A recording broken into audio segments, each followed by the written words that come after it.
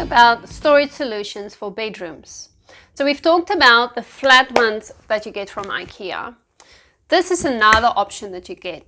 These are actually storage containers and they have wheels underneath, so they slide very easy in and out. The reason I love these is I do not have to use the balance.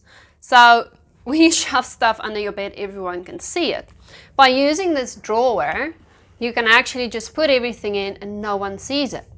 You get them in different sizes, so this one is a long one. You get them really short, so they actually fill up all the space underneath your bed.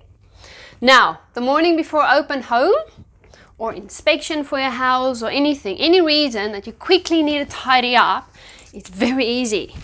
Just fold your stuff up, place them inside, and literally, it's cleaned up in a couple of seconds, hidden away. Everyone can come in, have a look. It looks amazing. All the clutter has been taken care of and it serves its purpose. Looks nice, makes your bed just that extra special. Thanks so much for watching this video. Remember, if you liked it, press thumbs up and subscribe to get more videos like this.